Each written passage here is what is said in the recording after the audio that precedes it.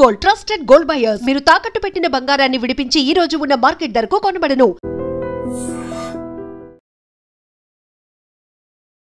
Welcome to iDream news. This is Pavan. ప్రస్తుతం అయితే ఎప్పుడెప్పుడు అని వెయిట్ చేస్తున్న లోకల్ బాడీ ఎలక్షన్స్ అయితే వచ్చేసాయి. సో ప్రతి పార్టీ ఎత్తుకు పై ఎత్తు వేసి ఆ గెలుపు దిశగా ప్రయాణం చేయడానికి అయితే ప్రయత్నం చేస్తుంటాయి. సో నిజంగా ఇప్పుడు కాంగ్రెస్ పార్టీ అధికారంలో ఉన్న కాంగ్రెస్ పార్టీకి ప్రజలు మొగ్గు చూపుతారా? వాళ్ళ పథకాల ఆధారంగా వాళ్ళు చేస్తున్న పరిపాలన బట్టి వాళ్ళు ఓట్లు అడిగే అవకాశం ఉంది. బీఆర్ఎస్ పార్టీ గతంలో చేసిన అభివృద్ధి కావచ్చు, వాళ్ళు ఇచ్చిన పథకాలు కావచ్చు, దాన్ని బట్టి వాళ్ళు ప్రజల్ని ఓట్లు అడిగే అవకాశం ఉంది. ఇంకా బీజేపీ అంటారా, వాళ్ళు కూడా ఇంకా మూడో స్థాయి నుంచి ఇప్పుడు ఈ రెండు పార్టీలని ఓడించి గెలవడానికి అయితే ప్రయత్నం చేస్తున్నారు. ప్రస్తుతం అయితే ఈ ఎలక్షన్ అయితే ప్రజలకి బలాన్ని చేకూర్చే, ప్రజాస్వామ్యానికి బలాన్ని చేకూర్చే ఎలక్షన్ గా మనం చెప్పుకోవచ్చు. ముఖ్యంగా 42% ఈ బీసీ రిజర్వేషన్ ఏదైతే ఉందో అది కూడా మెయిన్ చర్చగా మారింది ఈ ఎలక్షన్ కి అయితే. ఎందుకంటే 42% ఇచ్చినారు, మొత్తం 50% కి రిజర్వేషన్ దాటకూడదు. దీని మీద కూడా కోర్టులో కేసు అయితే నడుస్తుంది. సో పరిగణలోకి తీసుకున్నారు. సో మొత్తానికి అయితే ఫైనల్ డిసిషన్ రావాల్సి ఉంది. ముఖ్యంగా ప్రజలు ఏమనుకుంటున్నారు, సామాన్య ప్రజల నుంచి ఆ పార్టీలో ఉండే ప్రజల దాకా అందరికీ అడిగి అయితే తెలుసుకుందాము. సో ప్రజెంట్ ఇది అడిగి తెలుసుకుందాము. అక్క నమస్కారం. ఈసారి ఎలక్షన్ కి, లోకల్ బాడీ ఎలక్షన్ కి ఎవరు గెలిచే అవకాశం ఉంది అనుకుంటున్నారు? మీరు ఎవరిని గెలిపించుకుందాం అనుకుంటున్నారు? కేసీఆర్ గారిని. కేసీఆర్ గారిని ఎందుకు? ఆయన అయితే కొంచెం చూసి అన్ని పనులు కొంచెం మంచిగా చేస్తారు కదా. అన్ని ఇప్పుడు అనవసరపు ఖర్చులు పెట్టకుండా 1-2 సార్లు హెచ్చరించి దాన్ని బట్టి అనుకుంటున్నాం. అంత కొద్ది పేదోళ్ళని కొంచెం అందరినీ కొంచెం చక్కగా మంచిగా చేస్తారని అనుకుంటున్నాం. కేసీఆర్ గారిని అనుకుంటున్నాం. అయితే ఇప్పుడు మరి అధికారంలో ఉన్న పార్టీ కాంగ్రెస్ ఎలా ఉంది పరిపాలన? ఆయన ఇచ్చే పథకాలు ఎలా ఉన్నాయి? ఆయన ఇప్పుడు ఏదో ఫ్రీ బస్సులు అని పెట్టాడు. ఎందుకు ఏం సుఖం లేదు. అట్లా మహిళలకే కదా ఫ్రీ బస్సు. వద్దు, మహిళలకైనా లేవన్నా, మహిళలకైనా వద్దు. ఎందుకంటే మహిళలు మాకే మంచిదే. ఇంకొన్ని ఏదైనా మంచి పనులు చేయరు మహిళలకి. అట్లాగే ఫ్రీ బస్సు పెట్టకుండా ఏదైనా మంచి పనులు చేయరు. చాలా మంది ఉన్నారు మహిళలు. కొంతమంది చాలా మంది కొద్దిగా వీనంగా లేరా, కాళ్ళు కొద్దిగా ముసలోళ్ళు ముక్కోళ్ళు ఉన్నారు కదా, వాళ్ళకి లేరా? అత్తకి కోడలు బోబెట్టక, కోడలకి అత్త బోబెట్టక వాళ్ళందరం గమనించరాదు. కొంచెం ఉన్నోళ్ళు, బాగా ఉన్నోళ్ళు కూడా ఉన్నోళ్ళు ఉన్నారు, లేనోళ్ళని గమనించమని చెప్తున్నా. ఆయనకైనా సరే. ఆయన పేరేంటి, ఇప్పుడున్న ఆయన కాంగ్రెస్ పార్టీలో ఉన్న సారు. ఆయనైనా ఎవరైనా మంచి చేసుకుంటూ పోతే ఎవరికైనా ఓటేస్తాం, ఎవరినైనా గెలిపిస్తాం. కానీ ఆడపిల్లల గురించి కూడా ఒకసారి చూసుకోవాలి. ఆయన ఆడపిల్ల ఇంతవరకు కూడా 12 దాటితే పిల్ల బయటికి పోయే పనే లేదు. 11ంటికి కూడా 10ంటికి నుంచి పిల్ల రావాలంటే కూడా భయం అవుతుంది. అవన్నీ చూసుకోవాలా. మారిపోయినాయి. ఎందుకు పిచ్చి అన్ని ఎందుకు ఇవ్వాలా? మంచిది ఒకటి ఇచ్చినా చాలు. అది ఆ బస్సులు తీసేమని చెప్పండి రేవంత్ రెడ్డి గారికి. మీరే చెప్పండి దయచేసి రేవంత్ రెడ్డి గారు బస్సులు తీసేసి ఏమన్నా లేని వాళ్ళకి, ఏమన్నా ఆడపిల్లలకు కానీ చాలా మంది ఆడపిల్లలు, చిన్న పిల్లలు అమ్మలు వదిలిపెట్టి రోడ్డు మీద పడిన పిల్లలు ఉన్నారు. వాళ్ళందరూ అనాథాశ్రమంలో చేర్పిమని ఒక్క సెక్యూరిటీలో ఎవరినో పంపించి వాళ్ళకి వరదలకి చాలా మంది ఇదైపోయారు. వాళ్ళ గురించి ఒకసారి చేయండి రేవంత్ రెడ్డి గారు. ఇప్పుడు మీరు చిరు వ్యాపారస్తులు, కూరగాయలు అమ్ముతున్నారు కదా, వ్యాపారస్తులకి ఎలా ఉంది? గతంలో ఉన్న ఇప్పుడు కేసీఆర్ ఉన్నప్పుడు బాగుందా, ఇప్పుడు బాగుందా? మాకు ఇదే బతుకైపోతుంది. ఎవరు గెలిచినా ఎవరు చేసినా ఇద్దరు ఉన్నప్పుడు ఒకేలాగా ఉందా, లేకపోతే ఇప్పుడు ఏమైనా వ్యాపారం అభివృద్ధి అయిన ఛాన్సెస్ ఉన్నాయా? అప్పుడు ఉందా? అట్లే ఉన్నాయి అంతే. రేట్లు అయితే 5 రేట్లు ఉన్నాయి. మా లాంటి వాళ్ళు ఏం కొట్టుకడిపి కొనుక్కునేటట్లేవు. బియ్యం అయితే 70 రూపాయలు ఉన్నాయి. నూనె ప్యాకెట్లు పెంచిండు, అన్నిటికీ పెంచిండు. బస్ ఛార్జీలు కూడా పెంచిండు. బస్ ఛార్జీలు కూడా పెరిగిపోయినాయి. అన్ని పెంచాడు. మా ఫ్రీ బస్ చేసినా కొట్టుకొని అనవసరంగా దెబ్బలు తింటాను తప్పితే దాంట్లో పోయి వేస్ట్ ఫ్రీ బస్సులు రేవంత్ రెడ్డి గారికి. మేడం నమస్కారం. లోకల్ బాడీ ఎలక్షన్స్ లో ఈసారి ఏ పార్టీ అధికారంలోకి రాబోతుంది, ఎందుకు? బీఆర్ఎస్ రాబోతుందండి. బీఆర్ఎస్ పక్కా బీఆర్ఎస్ వస్తుంది. జూబ్లీ హిల్స్ కాన్స్టిట్యూషన్ అంటే మొత్తం బీఆర్ఎస్ వస్తుంది మాకు. ఎందుకంటే గోపన్న ఉన్నప్పుడు లేనప్పటికీ ఇప్పటికీ మాకు అన్న సాయం చాలా అందింది. అయితే కాంగ్రెస్ ప్రభుత్వం వచ్చినాక ఏం చేయడం లేదు. ఒకటి గోపన్న ఉన్నప్పుడు మాకు ఒక చిన్న విషయంలో కానీ మాకు హెల్ప్ చేసేవాడు.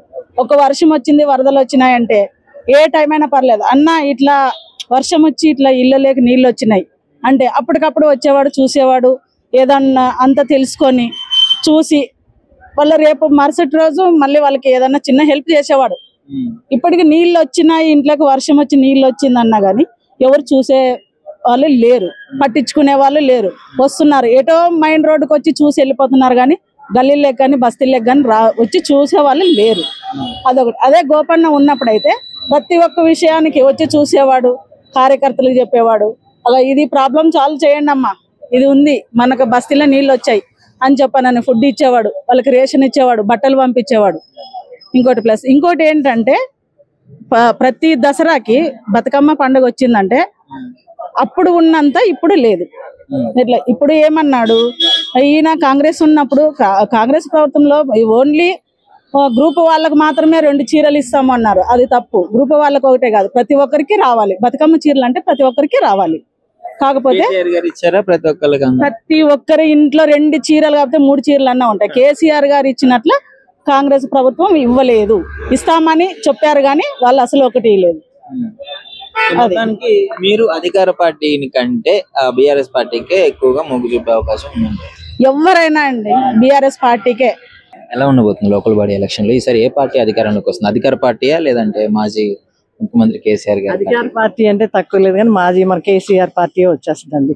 కార్ పార్టీకే మా ఓటు. కార్ పార్టీకే మీ ఓట? ఎందుకు? ఎందుకంటే గోపీనాథ్ అన్న అకాల మరణం ఒకటి, తర్వాత ఆయన ఎన్నో గత 3 సార్లు ఆయన నెగ్గారు. ఆయన చాలా చాలా మంచి పనులు చేశారు. ఆయన మీద ప్రతి ఒక్క ఆడపిల్లకి కూడా ఎన్నో రకమైన సేవలు చేశారు. ఆయన మాకు అన్ని విధాలా కదా అనుకుగా ఉండేవారు. ప్రతి చిన్నది పెద్దది ఏ సమస్య ఉన్నా కానీ ఆయన తక్కువ చేసే మనిషి. గోపీనాథ్ గారు అంత బాగా మంచి పరిపాలించింది, పార్టీతో సంబంధం లేకుండా గెలిచిపోతాడు ఆయన, ఇండిపెండెంట్ నిలబడ్డా. కానీ ఇప్పుడు పరిస్థితి వేరు కదా, అధికార పార్టీ ఉంది, కాంగ్రెస్ నుంచి పోటీ ఇస్తుంది. ఇప్పుడు అధికార పార్టీ ఉండి మనకి ఏం చేసింది చెప్పండి ఒకసారి. అధికార పార్టీ వాళ్ళు ఏదో చెప్తున్నారు, హామీలు ఇస్తున్నారు కానీ ఏ ఒక్కటైనా ఏ ఆడబిడ్డకైనా నిన్న మొన్న ఏది చీరలు ఏది పేదవాళ్ళకి మన కార్డు ఉన్న వాళ్ళకి మహిళలకి చీరలు పంచుతున్నారు, పంచారా అండి? మీరే చూస్తున్నారు కదా.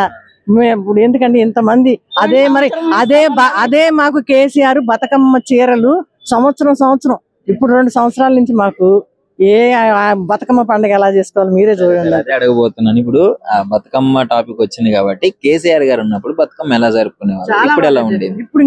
ఇప్పుడు అసలు పండగలాగానే లేదండి. ఇప్పుడు అసలు పండగలాగానే జరుపుకోలేదు. కేసీఆర్ ఉండగా ప్రతి సంవత్సరం కూడా ఆడపిల్లలు చీరలు ఏంటి, ఆయన కళ్యాణ లక్ష్మి ఏంటి, ఇక చాలా చాలా ఏది పెన్షన్లు ఏంటి, ఎప్పుడు కూడా టైంకి వచ్చేసి అన్ని విధాలా మాకు చాలా అండగా బీఆర్ఎస్ ఉందండి. ఈ ప్రభుత్వం మనకు చేసింది ఏమీ లేదు. నమస్కారం అండి. నమస్తే అండి. మేడం, లోకల్ బాడీ ఎలక్షన్ లో ఎలా ఉండబోతుంది? ఏ పార్టీ అధికారంలోకి వచ్చే అవకాశం ఉందంటారు? బీఆర్ఎస్ పార్టీ అధికారంలోకి వచ్చేప్పుడు. ఎందుకు బీఆర్ఎస్? ఎందుకంటే వాళ్ళు చేసిన పనులు మాకు చాలా నచ్చాయి అన్నమాట. ఎలా ఓడిపోయారు అని అంటే కొన్ని అనివార్య కారణాల వల్ల ఓడిపోయారు, అంతేగాని కారణాలు ఈ లోకల్ బాడీ ఎలక్షన్ లో మళ్ళీ రిపీట్ అవ్వదు అని ఏంటి? 100% కావు. కాన్ఫిడెన్స్ చూస్తుంటే గెలుస్తారనిపిస్తుంది. బట్ ఏంటి ఇప్పుడు కాంగ్రెస్ ఇప్పుడున్న పథకాల ఆధారంగా ఇప్పుడు వాళ్ళు పరిపాలించే విధానాన్ని బట్టి ఓట్లు అడగాల్సి ఉంది. బీఆర్ఎస్ మాత్రం గతంలో వాళ్ళు చేసిన పరిపాలన అడగాల్సి ఉంది. ఇప్పుడు బీజేపీ పరిస్థితి ఏంటి? బీజేపీ పరిస్థితి అంటే ఇంతకు ముందు అయినా బీజేపీ వెనకంజనే ఉంది, ఇప్పుడు కూడా వెనకంజనే ఉంటది. ఈసారి బీజేపీ 3rd ప్లేస్ రావడం వాళ్ళు కూడా అదృష్టవంతులే అనుకోవాలి. అంతకుముందు బీజేపీ లేనే క్యాడరే లేదు ఇక్కడ. సో బీఆర్ఎస్ మాత్రం 110% ఈసారి కంపల్సరీ వస్తుంది. కాంగ్రెస్ లో చూసుకున్నట్లయితే ఆ సీట్ కూడా కన్ఫర్మ్ అవ్వని పరిస్థితులు అయితే కనిపిస్తున్నాయి. దాని గురించి ఏమనుకుంటారు మీరు? అందులోనే కాంగ్రెస్ స్ట్రాటజీ అనుకోవచ్చా లాస్ట్ మూమెంట్? ఒక నిమిషము, ఏంటంటే వాళ్ళే కొట్టుకొని వస్తున్నారు సీట్ల గురించి. అటువంటిప్పుడు వాళ్ళకు ఎవరు గెలుస్తారో అన్నట్టు కాన్ఫిడెన్స్ ఎక్కడి నుండి ఉంటుంది మీరే చెప్పండి. ఇస్తాన్న హామీలన్నీ వర్షాలకు కొట్టుకుపోయాయి. మొన్న వచ్చిన వర్షాలకు అన్ని కొట్టుకుపోయాయి. ఇస్తాన్న హామీలన్నీ కొట్టుకుపోయాయి. ఒక్కటి కూడా లేదు. ఓన్లీ ఒకటి ఏంటిదని అంటే ఫ్రీ బస్ అనేది ఒకటి పెట్టిండ్రు. ఆ ఫ్రీ బస్ లో కూడా కొట్టుకొని రావడం సరిపోతుంది. ఇప్పుడు సీట్లకి ఎలా అయితే కొట్టుకుంటున్నారో ఆ ఫ్రీ బస్సు కొట్టుకున్నట్టు సీట్లకు కూడా అలాగే కొట్టుకుంటున్నారు. ఇప్పుడు ఎవరికి ఇస్తారు సీట్ అనేది కూడా తెలియదు ఎవరికి. బీఫామ్ వచ్చేంత వరకు ఎవరికి తెలియదు, అందులో ఎవరు ముఖ్య అతిథి అన్నట్టు తెలియదు. అలాంటప్పుడు బీఆర్ఎస్ కి అయితే ఎవరు పోటీ లేరు. BRS is win. ఇప్పుడు ముఖ్యంగా బీసీ రిజర్వేషన్ 42% రిజర్వేషన్ అనేది చర్చనీయాంశంగా మారింది ఈ ఎలక్షన్ కి. సో దాని గురించి ఏమనుకుంటున్నారు? అవి కామన్ అండి, అవుతూనే ఉంటాయి. అవి బీసీ రిజర్వేషన్స్, ఎస్సీ ఇవన్నీ కామన్ అండి. వీటికి దానికి పొలిటికల్ సంబంధం లేదు. బీసీకి ఎవరి కేటగిరీ వాళ్ళకు ఉంటుంది. 50% దాటకూడదు, బీసీలకి ఇప్పుడు 42% ఇస్తాయి, మిగతా మొత్తం కలిపితే 50% దాటిపోతుంది కదా, దాని మీద ఒక చర్చ నడుస్తుంది. ఆ సంగతి ఇంకా తర్వాత మనం తప్పకుండా ఇస్తాము, దేనికైనా మద్దతు ఇస్తాము, కాదని అంటలేను. కానీ మాత్రము ఈ పార్టీలలో మాత్రం బీఆర్ఎస్ విన్. నమస్కారం. లోకల్ బాడీ ఎలక్షన్స్ వచ్చేస్తున్నాయి. 9th నుంచి స్టార్ట్ అయిపోతుంది వాళ్ళ నామినేషన్. ఎలా ఉండబోతుంది ఇప్పుడు? ఎవరు గెలిస్తే బాగుంటుంది అంటారు? ఇక్కడ బీఆర్ఎస్ వస్తేనే బాగుంటుందండి. ఎందుకు బీఆర్ఎస్ ఎందుకు అనుకుంటున్నారు? బీఆర్ఎస్ హయాంలో ప్రతి కార్యకర్తకు గవర్నమెంట్ నుంచి ఏవైతే పథకాలు పెట్టారో ప్రతిదీ ఇంటింటికి చేరినాయి. ప్రతి పథకం అదొకటి. గోపీనాథ్ కార్యకర్తలను కూడా చాలా మంచిగా చూసుకున్నారు. డెవలప్మెంట్ చాలా బాగుంది ఇక్కడ. మాటి గోపీనాథ్ ఉన్నప్పుడు డెవలప్మెంట్ బాగుంది, కార్యకర్తలకు బాగుంది. అంత మంచిగా చేసినప్పుడు ఎందుకని కేసీఆర్ ఓటమి పాలయ్యాడు? ఇక్కడ కాలేదు కదా, గెలిచి 3 times గెలిచి. నా టీఆర్ఎస్ కాంగ్రెస్ అయితే అధికారంలోకి వచ్చింది కదా. అధికారంలోకి వచ్చిందంటే డిస్ట్రిక్ట్ సైడ్ ఈ దళిత బంధు అవి ఎఫెక్ట్ చాలా ఉంది. డిస్ట్రిక్ట్ సైడ్ మొత్తం హైదరాబాద్ లో అయితే టీఆర్ఎస్ వచ్చింది కదా, మెయిన్ డిస్ట్రిక్ట్ సైడ్ అయితే ఇదే దళిత బంధు వీటి వల్ల చాలా ప్రభావం పడ్డది. కొందరికి వచ్చి కొందరు రాకుండా అవి ఎఫెక్ట్ పడ్డాయి. ఇప్పుడు రైతు బీమా ఎక్కువ 50 ఎకరాలు ఉన్న వాళ్ళకి కూడా రైతు అవి అందినాయి కదా. ఇప్పుడు ఎలా ఉంది మరి కాంగ్రెస్ అధికారంలోకి వచ్చిన తర్వాత? కాంగ్రెస్ ఇప్పుడు చాలా టార్చర్ చేస్తుంది ప్రతి పబ్లిక్ ని. ఇప్పుడు మామూలుగా గుంతదో విన పైప్ లైన్ గురించి వచ్చి వాళ్ళ మీద పడిపోతుంది. చాలా ఘోరంగా మీరు మామూలుగా చూస్తే తెలుస్తుంది మీకు. ఏరియా తిరిగితే చాలా ఘోరంగా ఉంది. ఒక ఇక్కడ మన బౌరబండ్ల సర్దార్ అనే వ్యక్తి బిల్డింగ్ మీదకి వెళ్ళి దుంకి చనిపోయింది. చాలా పెద్ద ఇష్యూ అయింది అది. బాబా ఫస్ట్న్ కార్పొరేటర్ ఉన్నాడు. ఈ ఇల్లు ఆయనది జిహెచ్ఎంసీలో కంప్లీట్ స్కూల్ కొట్టించేసారు, డిమాలిష్ చేశారు హైడ్రా అని. అదే బాధతో చనిపోయింది. లీడర్ ఆయన, మంచి లీడర్ సర్దార్ బౌరబండలు. ఇట్లాంటి చాలా ఇవే మైనస్ పాయింట్లు కాంగ్రెస్. మెయిన్ బేస్ ఇదే కదా, ఈ ఎలక్షన్ బేస్ ఏ పార్టీకైనా. కరెక్ట్. ఇది ప్రజలు డిసైడ్ చేసుకొని గెలిపించుకునే ఛాన్స్ ఇప్పుడు ఎక్కువ ఛాన్సెస్ అయితే బీఆర్ఎస్ కే ఉంది. ఇంకా వీళ్ళు ఈ విధంగా చేసుకుంటా పబ్లిక్ ని మరి టార్చర్లు పెడతారు. ఏవైతే హామీలు ఇచ్చారో కాంగ్రెస్ వాళ్ళు ప్రజలకు ఏది అందుతలేదు. దాంట్లో 2500 ఇస్తున్నారు, అది ఇవ్వలేదు, లేట్ చేస్తారు. ఇప్పుడు రైతులకు పడేటి కూడా రైతు బంధు కూడా లేట్ చేస్తారు ఇచ్చేది కూడా. సార్, లోకల్ బాడీ ఎలక్షన్ లో ఈసారి ఏ పార్టీది గెలుపంటారు? బీఆర్ఎస్ గెలుస్తుంది. అంటేనా అధికార పార్టీని ఓడిస్తారని కాన్ఫిడెన్స్? ఓడిస్తారు, ఎట్లా ఎట్టి పరిస్థితుల్లో ఓడిస్తారు. ఏంటి అంత కాన్ఫిడెన్స్? కాన్ఫిడెన్స్ బాగున్నది. కేసీఆర్ కాన్ఫిడెన్స్ ఇది మాకు. కేసీఆర్ ఇచ్చిన ధైర్యమే అంటారు? అంత కేసీఆర్ కేటీఆర్ ఇచ్చిన ధైర్యమే అంతే. వీడిచ్చింది ఏమీ లేదు మాకు. ఈ రోడ్లు ఎక్కడున్న రోడ్లు అక్కడే ఉన్నాయి, ఎక్కడున్నాయి అక్కడే ఉన్నాయి. అవన్నీ ఇది ఉన్నాయి అక్కడ, అవన్నీ వేస్ట్ గా. కానీ ఇప్పుడు పరిస్థితి చూసుకుంటుంటే ఇప్పుడు అధికారంలో ఉంది, ఎలాంటి ఎత్తులైనా వేయొచ్చు, ప్రజల్ని ఎట్లయినా దారి మల్పించవచ్చు కదా. ఆ పార్టీ ఎవడైనా చేస్తాడు. అది పై ఎత్తులు చేస్తారు, ఎవడైనా చేస్తారు. రూలింగ్ పార్టీ కాబట్టి చేస్తారు. అది పబ్లిక్ తట్టుకునే శక్తి వచ్చేసింది వాళ్ళకు. అట్లా చేస్తే గెలిచిరు కదా, కాంగ్రెస్ ని గెలిపించుకున్నారు కదా లాస్ట్. ఎప్పుడు గెలిపించారు? అదే వాడి కానిపోయి మాటలు చెప్పి గెలిచిపోయాడు అసలు. అంతే. అది ఒట్టి అదొకటి ఇదొకటి చెప్పి చేసాడు. 2500 ఇస్తాడు, అది లేదు. తులం బంగారం ఇస్తాడు, అది లేదు. కళ్యాణ లక్ష్మి ఇస్తాడు, కళ్యాణ లక్ష్మి కూడా ఎవరికి సరిగ్గా వస్తలేదు. ఆడవాళ్ళకు 4000 ఇస్తాడు, 4000 లేదు. 2500 ఇస్తాడు, అది లేదు. ఏది లేదు. ఆ సన్న బియ్యం అని అంటుండే అలా ప్లాస్టిక్ బియ్యం వస్తున్నాయి. అలా అన్ని నూకలు సన్న ఇబ్బంది పడుతున్నారు అధికార పార్టీ వాళ్ళు చేసే. అంత ప్లాస్టిక్ బియ్యం వస్తున్నాయి అంట అలా. సరే, మొత్తానికి అయితే ఈసారి బీఆర్ఎస్ దే గెలుపు అంటారు. నమస్కారం అన్న. నమస్తే అన్న. నా ప్రస్తుతం లోకల్ బాడీ ఎలక్షన్స్ రాబోతున్నాయి, ఎలా ఉంది పరిస్థితి? ఇది ఉప ఎన్నిక అంటే జూబ్లీ హిల్స్ ఈ కాన్స్టిట్యున్సీ కూడా చాలా పెద్ద కాన్స్టిట్యున్సీ. జూబ్లీ హిల్స్ కాన్స్టిట్యున్సీ ఆసియాలోనే నెంబర్ 1 కాన్స్టిట్యున్సీ ఉండే. అప్పుడు పెద్దలు పి జనార్దన్ రెడ్డి గారు ఉండే. ఆయన చనిపోయినాక దీన్ని కొంచెం ముక్కలుగా భాగాలుగా విడదీయడం జరిగింది. 2014లో గోపీనాథ్ అన్న గారు టీడీపీ పార్టీలోకి వెళ్ళి గెలిచారు. కొత్తగా ఎన్నికబడిన టీఆర్ఎస్ గవర్నమెంట్ వచ్చినందుకు తన ప్రజలకు ఇచ్చిన మాట కొరకు, జూబ్లీ ప్రజల కొరకు ఆయన కూడా టీఆర్ఎస్ కండవా వేసుకొని టీఆర్ఎస్ పార్టీలో జాయినింగ్ అవ్వడం జరిగింది. ఓటమి లేని నాయకుడు, ఒక మంచి నాయకుడుగా గోపీనాథ్ గారు ఉన్నారు. ఇప్పుడు ఆయన తదనంతరం వాళ్ళ భార్యకి టికెట్ ఇవ్వడం జరిగింది కదా. సో కాంగ్రెస్ పోటీ ఇవ్వబోతుంది, అధికారంలో ఉన్న పార్టీ. ఏంటి మరి ఇక్కడ ఈసారి చేంజ్ అయ్యే ఛాన్స్ ఉందంటారా సీట్? గౌరవ ముఖ్యమంత్రి రేవంత్ రెడ్డి గారు కేసీఆర్ మీద కోపంతో తెలంగాణ రాష్ట్రంకి ముఖ్యమంత్రి అయ్యిండు. ఆయన విలేజ్ల పల్లె పల్లెకు గ్రామ స్థాయి నుంచి క్షేత్రస్థాయి వరకు మండల స్థాయి జిల్లా కాడి నుంచి వర్క్ చేసుకుంటూ వచ్చిండు. ఒక ఫోకస్ తోనే పనిచేసిండు, సీఎం అయిండు. మొన్న జరిగిన అసెంబ్లీ ఎన్నికల్లో కాంగ్రెస్ పార్టీ తరఫున ఆయన ఎవరో అజారుద్దీన్ అంట, ఇండియన్ కెప్టెన్ క్రికెటరు, ఆయనకు గోపీనాథ్ తోని తలబడ్డాడు. చీర ఆయనకి చూస్తే 35.9% వచ్చింది. గోపీనాథ్ అన్న గారికి 46.9% వచ్చింది. 15,000 మెజారిటీ వచ్చింది. అప్పటి నుంచి కాంగ్రెస్ పార్టీ గవర్నమెంట్ రూలింగ్ లో ఉంది అంటుర్లే గాని పట్టించుకునే నాదుడే లేడు. జూబ్లీహిల్స్ ఎప్పుడేదో ఎలక్షన్ వస్తున్నాయని ఆ పొన్నం ప్రభాకర్ మంత్రి, జిల్లా మంత్రి అని చెప్పేసి ఏడబడితే ఆడ రోడ్లు తవ్వడము వేయడం జరుగుతుందిలే గాని అంతకన్నా అభివృద్ధి గోపీనాథ్ అన్నగారు చేసిరు. 3 పరాయాలు ఎమ్మెల్యే అయ్యిండు. అంతకన్నా అభివృద్ధి జబర్దస్త్ పబ్లిక్ కి సేవ చేసిండు. ఇంకొకడు ఒక ఆయన పిచ్చాయన ఉంటుండే, ఆయన సెంట్రల్ మినిస్టర్ కిషన్ రెడ్డి, ఆయన పార్లమెంట్ కాన్స్టిట్యున్సీకి వస్తుంది ఇది. ఆయన అయితే అసలు జాడలేడు, అత్తకలేడు, పత్తకలేడు. ఎప్పుడు ఆయన వచ్చి ఒక ఇనాగ్రేషన్ అయిన ఎంపీ ల్యాండ్ నిధులతోటి ఏ ఒక్క కాన్స్టిట్యున్సీకి ఆయన లేదు.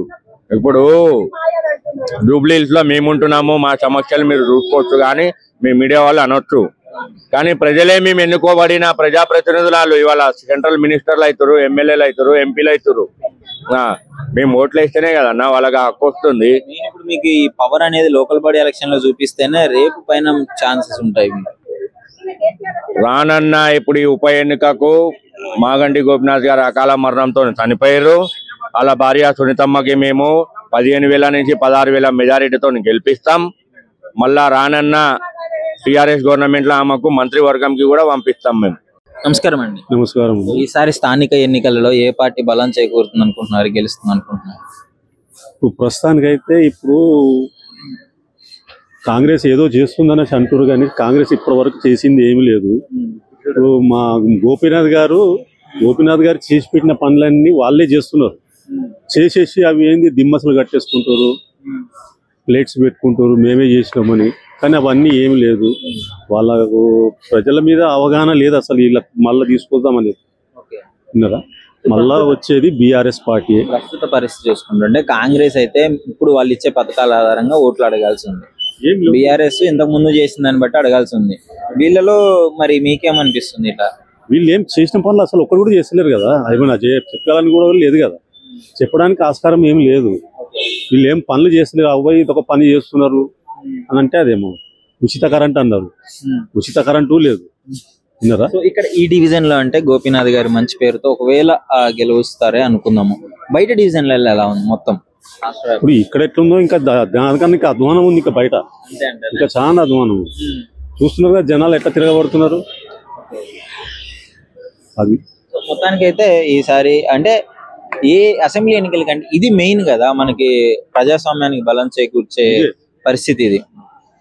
కానీ ఇది మటుకు మాకు బీఆర్ఎస్ ప్రజలు ఈసారి కరెక్ట్ డిసిషన్ తీసుకుంటారని చేస్తుంది. ఇప్పుడు గత 10 సంవత్సరాల నుంచి బీఆర్ఎస్ వస్తుంది, మళ్ళీ ఇప్పుడు కూడా బీఆర్ఎస్ వస్తుంది. కాంగ్రెస్ కు ఒక ఓటు వచ్చేది లేదు. ఎక్కడ? హైదరాబాద్. ఆ సైడ్ లా మీకు పల్లెటూర్లలో ఏదో చెప్పేసేసి ఏదో చేసారు కానీ ఇప్పుడు అలాంటి వాళ్ళు కూడా తిరగబడుతున్నారు. 24 వచ్చింది, మళ్ళీ 24కి వస్తుంది, ఇంకా ఎక్కువ రావచ్చు. Thank you. నమస్కారం అండి. నమస్తే సార్, లోకల్ బాడీ ఎలక్షన్స్ రాబోతున్నాయి. సో ప్రజలు కూడా ఆసక్తికరంగా ఉన్నారు. మరి ఏంటి, ఎవరు గెలిచే అవకాశం ఉంది? మీకు ఎవరు గెలుస్తారనిపిస్తుంది? బీఆర్ఎస్ పార్టీ గెలుస్తుంది. ఏంటి అంత కాన్ఫిడెంట్? అభివృద్ధి కార్యక్రమాలు ఎన్నో చేసిండు కదా గోపీనాథ్ గారు, దానివల్ల కంపల్సరీ బీఆర్ఎస్ గెలుస్తుంది. దురదృష్టవశాత్తు గోపీనాథ్ గారిని పోగొట్టుకోవడం జరిగింది. ఇప్పుడు వాళ్ళు మిసెస్ నిలబడుతున్నారు. సో కాంగ్రెస్ నుంచి పోటీగా కూడా గట్టిగా ఉంది. మన నవీన్ యాదవ్ గారు కానీ, హజరుద్దీన్ కానీ టికెట్ కన్ఫర్మ్ అవ్వకపోయినా బట్ వాళ్ళు పోటీలో అయితే ఉన్నారు. ఎవరు వచ్చినా కానీ అభివృద్ధి చాలా చేసిండు గోపీనాథ్ గారు. 3 టర్ములు గెలిచిండంటే మామూలు మాట కాదు అది. ఇది 3rd టైం కూడా గెలిచిండు. ఆయన ఉంటే ఇంకా ఎన్నో అభివృద్ధి కార్యక్రమాలు జరుగుతున్నాయి. మీరు చూసిరు మొన్నటి వరకు డివిజన్ వారీగా మీటింగ్స్ చూసారు కదా. ఎంతమంది లేడీస్ ఎంతమంది జెంట్స్ ఒక్కొక్క మీటింగ్కి మామూలుగా అంత ఆదరణ ఉంది కాబట్టి కంపల్సరీ బీఆర్ఎస్ పార్టీ గెలుస్తుంది. అంటే ఓకే వచ్చు, మరి ప్రతి దగ్గర పరిస్థితి ఎలా ఉంది ఈసారి? అన్ని డివిజన్లలో బీఆర్ఎస్ పార్టీ ఉంది. అండ్ మీరు చూస్తున్నారు కూడా కదా, కాంగ్రెస్ పార్టీ 6 గ్యారంటీలు ఇచ్చింది, ఎలా సక్సెస్ లేదు. ఇదే మీడియాలో చూస్తారు కదా, ప్రతి రోజు రేవంత్ రెడ్డిని తిట్టని మనుషులు లేరు. నిన్న కూడా జరిగింది. అధికార పార్టీ కదా, వాళ్ళ బలాన్ని ప్రయోగించుకోవచ్చు, ఎత్తుకు పై ఎత్తులు వేయచ్చు, చేస్తారు. ఎన్ని ఎత్తులు వేసినా కానీ ఓటర్ డిసైడ్ చేస్తుందని కంపల్సరీ బీఆర్ఎస్కి వేస్తారు. ఇప్పుడు బీసీ రిజర్వేషన్ కూడా ఒక పెద్ద చర్చగా మారింది. 42% ఇస్తున్నారు, మొత్తం 50% రిజర్వేషన్ ఉండకూడదు అని చెప్పేసి ఒకటి ఉంది. ఇప్పుడు అదే కేసు నడుస్తుంది, దీని పరిస్థితి ఏంటి? ముందు కూడా ఎన్నో ఇవి వచ్చినాయి. ఇప్పుడు ఎస్సీ రిజర్వేషన్ దగ్గర ఉంటది. ఎస్సీ గెలిచిన దాఖలాలు ఉన్నాయా? మరి ఎస్సీ రిజర్వేషన్లు ఉంటాయి, గెలిచినవి ఉన్నాయా? అది అభివృద్ధి మెయిన్ ఏంటంటే ఎంత హంగామాలు, ఎంత స్ట్రాంగ్ పర్సన్స్ ఉన్నా కానీ కూడా, ఇప్పుడు మైనంపల్లి అంటారు, నవీన్ యాదవ్ అంటారు, ఎంతో మంది అంటారు. కానీ అక్కడ మైనంపల్లి అక్కడనే గెలిచేది ఉండే కదా. మైనంపల్లికి ఇస్తే ఆయన అక్కడ మల్కాజ్గిరినే గెలవాలి కదా. ఇక్కడ కొత్త దాంట్లో వచ్చి ఆయన ఎట్లా గెలుస్తాడు? ఎలా మీరు అన్నట్టు అభివృద్ధి కాలేదు అనుకుంటే మాత్రం డెఫినెట్గా కాంగ్రెస్ వస్తుండే. మంచి అభివృద్ధి, అన్ని రోడ్లు వీళ్ళు, లేడీస్కి మంచి స్పందన ఉంది. లేడీస్లో కూడా ప్రతి ఒక్కళ్ళు స్వచ్ఛందంగా వచ్చి ఓటింగ్ చేస్తున్నారు. ఎలక్షన్ ఏది ఉన్నా ఈ ఎలక్షన్ డిసైడ్ చేస్తుంది ఏంటి అసలు? ఒక రెఫరెండం లాగా ఇద్దరికి కంపల్సరీగా. ఎందుకంటే వాళ్ళు 2 years స్పాన్ లో కాంగ్రెస్ వాళ్ళు ఏం నిలుపుకోలేదు, చేసిర్రు అని స్ట్రాంగ్ అయితే లేదు. వాళ్ళు ఎంతున్నా ఇప్పుడు మళ్ళీ కేసీఆర్ రావాలని కోరుకుంటారు. ఎదురు దెబ్బ తప్పదంటారా ఈసారి ఎలక్షన్ లో? 100% రాసి పెట్టుకోండి. నమస్కారం అండి. నమస్కారం సార్. సార్ మీ పేరు? నా పేరు కే పాపయ్య, కొమ్ము పాపయ్య అంటారు సార్. సార్ ఇప్పుడు లోకల్ బాడీ ఎలక్షన్స్ వస్తున్నాయి. సో ఏ పార్టీ మంచిగా వాళ్ళ ఎత్తులకు పై ఎత్తులు వేసి ప్రచారం చేయడంలో రెడీ అయిపోయారు. సో ఏంటి అసలు ఎవరు గెలిచే అవకాశం ఉందంటారు? మాగంటి గోపీనాథ్ గారి ఏరియాకు జూబ్లీస్ డివిజన్ లో మంచి పనులు చేసిండు. రోడ్లు ఇప్పించిండు, కళ్యాణ లక్ష్మి ఇప్పించిండు, షాది ముబారక్ ఇప్పించిండు. మళ్ళా దళిత బంధు ఒక్కొక్కరు 10 లక్షలు. ఈ రేవంత్ రెడ్డి వచ్చి 12 లక్షలు ఇస్తాడు, అందులో మోసపోయారు పబ్లిక్. 1 తులం బంగారం ఇస్తున్నారు, అందులో మోసపోయారు. మహిళలకు 2500 ఇస్తున్నారు, అందులో మోసపోయారు. సన్న బియ్యం ఇస్తాను, సన్న బియ్యం ఇచ్చా దొడ్డు బియ్యం పట్టించుకొచ్చి సన్న బియ్యం అంటున్నారు. అందులో పురుగులు వస్తున్నాయి, అంతా నూకలు వస్తున్నాయి, ఎవరు సరిగా తింటలేరు. ప్లాస్టిక్ బియ్యం వస్తున్నాయి అందులో. మొన్న చూపిస్తుండే కానీ మా పబ్లిక్ చూపిస్తుండే, ఎందుకంటే రేషన్ షాప్కి వెళ్ళి కొట్టగలని చూడలేదు, ఇంకా గొడవలు అవుతాయి. అందుకని నేను చూడలేదు. చాలా మంచి పని చేసి కేసీఆర్. అర్థమైంది. రేవంత్ రెడ్డి గారు కూడా చాలా స్పీడ్ అనుకున్నారంటే మేము చేస్తున్నాము, మేము ప్రతి ఒక్కటి మంచిగా చేస్తున్నాము, నేను ఏం చేసుకున్నా నాకైతే ఉండదు కదా, ప్రజలకే కదా అని చెప్పేసి స్పీచ్లు కూడా ఇవ్వడం జరుగుతుంది. అంతా మోసం చేస్తుండు. ఎవడు మన ఆయన పేరే రాదు మాకు తెలుసుకుంటే. రేవంత్ రెడ్డి మా పేరే రాదు, అసలు మర్చిపోతాం రేవంత్ రెడ్డిని. అంత మోసం చేస్తుండు, జనంను చాలా మోసం చేస్తుండు. ఊర్లలో అయితే మరీ ఘోరం చేసేసిండు. గెలిచే అవకాశం లేదంటారా? లేదు, కంపల్సరీ టీఆర్ఎస్ కేసీఆర్ వస్తారు కంపల్సరీ. ఊర్లలో అంతే. అధికారంలో ఉన్న పార్టీ కదా కాంగ్రెస్. ఎప్పుడు ఎలక్షన్ లో పెడితే కేసీఆర్ విన్ను ఎక్కడ చూసినా. ఎందుకంటే ఊర్లలో చాలా మోసం చేసిండు. రైతు బంధు ఇస్తారు, రైతు బంధు మోసం చేసిండు. ఎక్కడ చూడు మోసాలే. ఎరువులు ఇస్తాను, ఎరువులు మోసం చేసిండు. ఇక్కడ ఎరువులు దొరుకుతలేవు. అంత మోసం పార్టీ ఇది. అసలు రేవంత్ రెడ్డి రాకుండా అంతా మోసం చేసి అంత పబ్లిక్ ని కింద మీద చేసేసి వచ్చి గెలిచాడు. కానీ గెలిచాక మంచి పనులు చేయాలి. కేసీఆర్ కన్నా మంచి పనులు చేయాలి, నీకు మళ్ళీ ఓట్లు వస్తాయి. అంత మోసం చేసి ఇది ఇస్తా అది ఇస్తా, దళిత బంధు 12 లక్షలు ఇస్తా, లేడీస్ కు 2500 ఇస్తా, అది లేదు, తులం బంగారం పెడతా, అది లేదు. మొన్న బతుకమ్మ చీర చూడు, బతుకమ్మ చీర ఎవరు కేసీఆర్ చినిపోయి ఇస్తుంది, మంచి పట్టు చీర అసలు చీరలే ఇవ్వలేదు. అసలు ఎంత ఇది చేస్తారు అంటే అంత చాలా ఇంకోసారి గోపీనాథ్ మిస్సెస్ గెలుస్తుంది. ఇక్కడ మేము గెలిపిస్తాం. మొత్తం బస్సు తిరిగి వీళ్ళు మోసాలు చేస్తారు అన్ని అని చెప్పి బస్సు తిరిగి మేము గెలిపిస్తాం. Thank you. నిజంగా ప్రస్తుతం ఉన్నటువంటి సమాజం దేనికి ప్రయారిటీ ఇస్తుంది? ఆర్థిక సంబంధాల చుట్టూ మాత్రమే తిరుగుతుంది. మళ్ళీ ఎన్నికలంగానే చాలా విరక్తి కలుగుతుంది. మంచి అనిపిస్తుంది కదా, లేడీస్ కూడా ఛాలెంజింగ్ జాబ్స్ చేసినప్పుడు చాలా బాగుంటది. ట్రాఫిక్ అసిస్టెంట్స్ గా నియమించిన ట్రాన్స్జెండర్స్ అందరితో సాల్యూట్ చేయించుకుంటున్నారు. ఫుడ్ డెలివరీ ఇవ్వటానికి వెళ్ళినటువంటి డెలివరీ బాయ్ అనిల్ పై కళ్ళ ముందు